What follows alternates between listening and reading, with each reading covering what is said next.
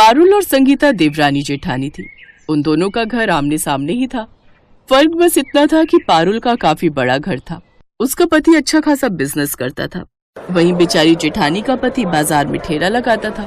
एक रोज जब संगीता अपने घर के बाहर झाड़ू लगा रही थी तो उसको देख उसकी देवरानी ने कहा, ओफो जेठानी जी, आप कब तक इस झाड़ू को घिसती रहेंगी? इसे देखकर तो लग रहा है आपने 2 साल पहले जो धनतेरस पर झाड़ू खरीदा था ये वही है। बस भी करो, अब एक नया झाड़ू तो खरीद लो। मैं तो हर महीने नया झाड़ू लेती हूँ।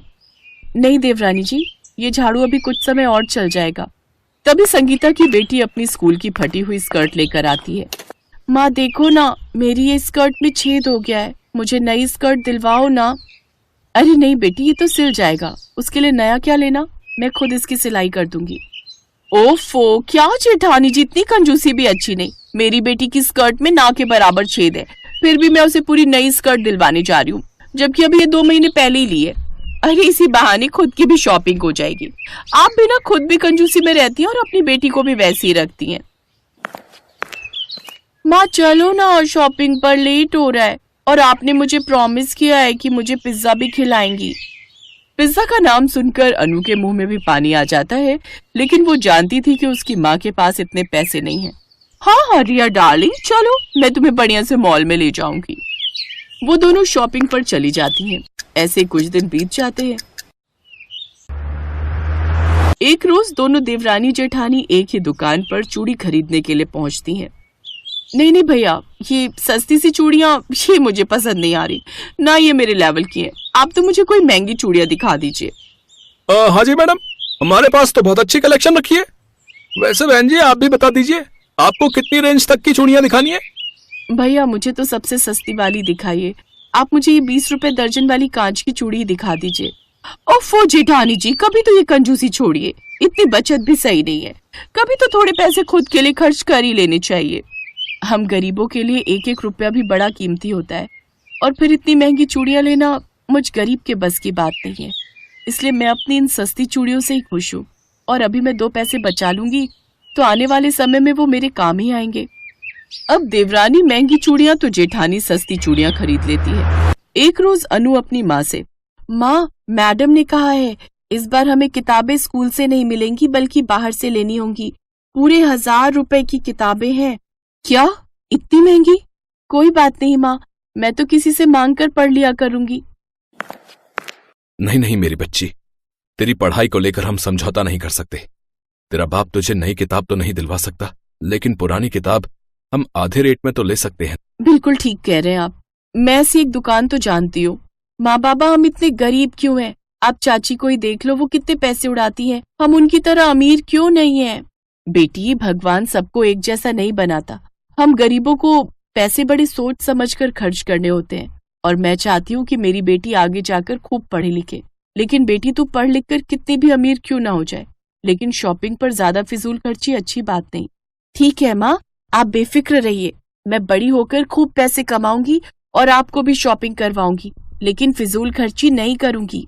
संगीता अनु को हमेशा बचत करना सिखाती, तो वहीं पारुल अपनी बेटी को कभी अच्छी सीख नहीं देती। ऐसे ही एक रोज, अरे रिया, तू क्यों ये प्रोजेक्ट बनाकर बेकार की मेहनत कर रही है? मैं अभी स्टेशनरी से तेरे लिए बना बनाया प्रोजेक्ट खरीद लाती हूँ। हमारे पास पैसों की कोई कमी थोड़ी ना है।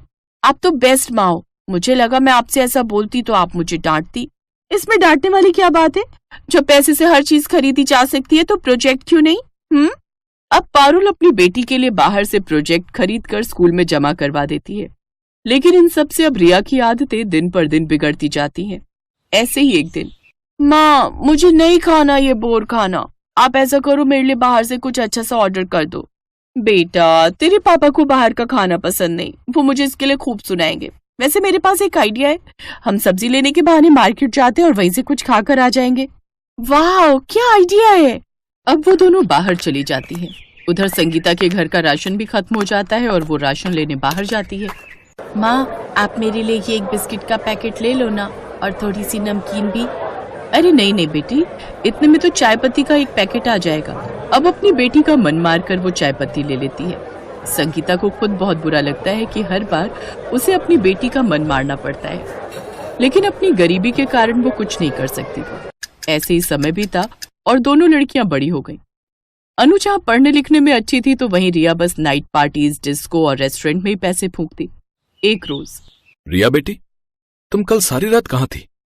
और ये ऐसी क्या शॉपिंग कर ली तुमने कि मेरे क्रेडिट कार्ड की सारी लिमिट ही खत्म हो गई? डैड वो क्या है ना, कल मेरी बेस्ट फ्रेंड की बर्थडे पार्टी थी तो उसको वो पार्टी मैंने ही थ्रो की थी और फिर मैंने कुछ शॉपिंग की थी इसलिए वो लिमिट खत्म हो गई। क्या इतनी शॉपिंग कर ली तूने? हाँ तो माँ, इतनी शॉपिंग करना मैंने आपसे ही तो सीखा है, इसलिए आप तो हिसाब रहने ही दो। यह हिसाब मैं मांग रहा हूं क्योंकि मैं पैसे कमाता हूं, ना कि तुम और तुम्हारी माँ। आज से तुम दोनों को पैसे देना बंद। और रिया, अगर तुम्हें किसी की नकल करनी है तो अपनी ताई जी की बेटी अनु की करो, जो पढ़ लिख कर वकील बनने वाली है। और एक तुम हो जो बस सारा दिन आवारागर्दी करती रहती हो।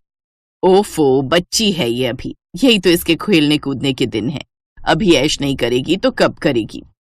पारुल लगातार अपनी बेटी की गलत आदतों को बढ़ावा दे रही थी, जिससे वो नशे की लत में भी पड़ जाती है। तो वहीं अनु पढ़ लिख कर एक बड़ी वकील बन जाती है। अब पारुल को अपनी गलती का एहसास होता है, लेकिन वो चाहकर भी कुछ नहीं कर सकती थी। उसकी बेटी का भविष्य उसकी वजह से खराब हो गया। तो वहीं संगीता एक एक पैसे जोड़कर एक बड़ी वकील बन जाती है। अब अनु खूब पैसे कमाती है और अपनी माँ को भी शॉपिंग करवाती है।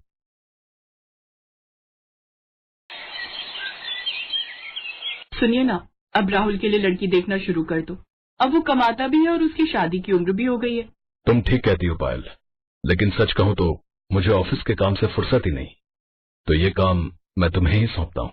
इतनी बड़ी जिम्मेदारी आप मुझे क्यों दे रहे हैं? माँ बाबा के जाने के बाद जब तुमने इस घर की सारी जिम्मेदारियां इतने अच्छे से संभाल ली, तो फिर ये क्यों नहीं? भैया बिल्कुल ठीक कह रहे हैं भाभी। और वैसे भी हम दोनों ने सारा दिन काम के चक्कर में बाहर ही रहना है, घर पर तो आपको ही रहना है ना उसके साथ, तो आप खुद ही ढूंढो अपनी देवरानी। ये है पायल, जिसके सास ससुर की मौत कई साल पहले ही हो चुकी थी। पायल गरीब घर से थी और समझदार भी थी। उसने आते ही सारा घर संभाल लिया था। अपने देवर और पति की बात सुनने के बाद अगले दिन से ही पायल अपने देवर के लिए लड़कियां देखना शुरू कर देती है, लेकिन उसे एक लड़की भी समझ में नहीं आती। ऐसे ही कुछ दिन बीत जाते हैं, लेकिन इसी दौरान राहुल को एक अमीर घर की लड़की रिया मिलती है, जिससे दोस्ती के कुछ दिन बाद ही दोनों में प्यार हो जाता है और फिर राहुल उसे सबसे मिलवाता है। पायल और प्रवेश रिया के घर वालों से मिलते हैं, जहां शुरू में तो वो इस शादी के लिए मना करते हैं क्योंकि राहुल बड़े घर का लड़का नहीं था, लेकिन फिर रिया की मर्जी के आगे उन सबको झुकना ही पड़ता है और वो उनकी शादी के लिए मान जाते हैं। फिर एक रोज पायल की पड़ोसन सरला मौसी वहां आती है। सरला की आदत थी, वो अक्सर लोगों के घरों में फूट डलवाती थी और मजे लेती थी। उस रोज भी उसने ऐसा ही किया। देख पायल, ज्यादा ख्याली पुलाव मत पका। इतिहास गवाह है, जेठानी और देवरानी कभी बहनों जैसी नहीं रह सकती। वो नए जमाने की लड़की है, तो जाहिर है तुझसे तो तेज तर्रार ही होगी ना। तो एक बात समझ ले, तूने अगर जरा भी ढील दी ना तो बस घर की डोर खिंच जाएगी तेरे हाथ से। रिया अमीर घर से थी, इसलिए उसकी शादी बड़े धूमधाम से होती है और वो अपने साथ खूब सामान भी लाती है। वाह, नई बहू तो कितने पैसे वाली घर से आई है। ये तो अपने साथ कितना दहेज लाई है। लेकिन जब बेचारी पायल आई थी, 2 जोड़ी कपड़े में ही आ गई थी। ये सब सुनकर पायल को अपनी देवरानी से जलन होने लगती है।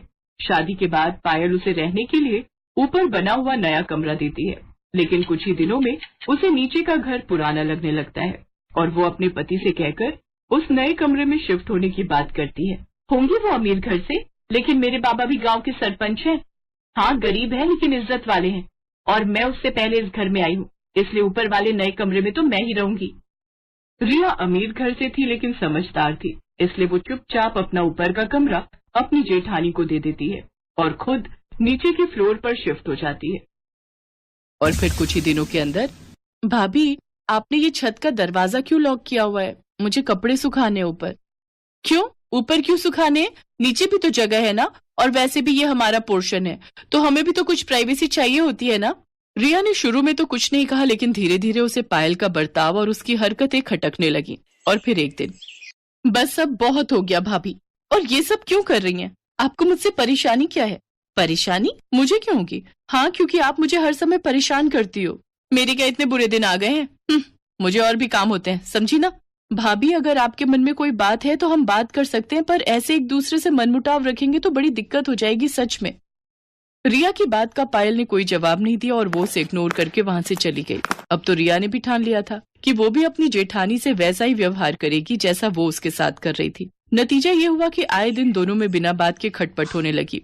उनकी इस तरह की लड़ाइयों से प्रवेश और राहुल भी परेशान हो गए। फिर एक दिन जब भरी दोपहर में पायल सब्जियां और राशन लेकर घर आई तो कई बार डोरबेल बजाने के बाद भी रिया ने घर का दरवाजा नहीं खोला। गर्मी से बेहाल पायल का पारा और चढ़ने लगा। रिया, ओ रिया, अरे कहाँ मर गई? उफ, अरे दरवाजा खोल जल्दी से। भाभी अभी 15 मिनट और लगेंगे, वो मैं बाथरूम में हूं ना इसलिए। रिया ने झूठ बोला था। वो ये सब पायल को सबक सिखाने के लिए कर रही थी। उधर तेज धूप में खड़ी पायल का गुस्सा बढ़ता जा रहा था और फिर जब काफी देर बाद रिया ने दरवाजा खोला तो पायल ने उसे खूब खरी खोटी सुनाई। नतीजा उस दिन देवरानी जेठानी के बीच इतना झगड़ा हुआ कि दोनों ने अब एक दूसरे से बात करना ही बंद कर दिया। कई महीने ऐसे ही बीत गए और फिर आया बारिश का मौसम। ओहो, ये बारिश कभी भी आ जाती है। उफ, मेरे कपड़े बड़ी मुश्किल से सूखे थे। तेज बारिश में रिया के सारे कपड़े भीग गए थे और ये देखकर पायल बस हंसे जा रही थी। और ये देखकर रिया को बहुत गुस्सा आ रहा था, लेकिन उसने पायल से कुछ नहीं कहा और चुपचाप अपने भीगे कपड़े लेकर अपने कमरे में आ गई। लेकिन तभी उसे कुछ याद आया। ओहो, ऊपर जाते हुए बेलन मेरे हाथ में था, लगता है ऊपर छत पर ही छोड़ आई, जाकर लाना पड़ेगा।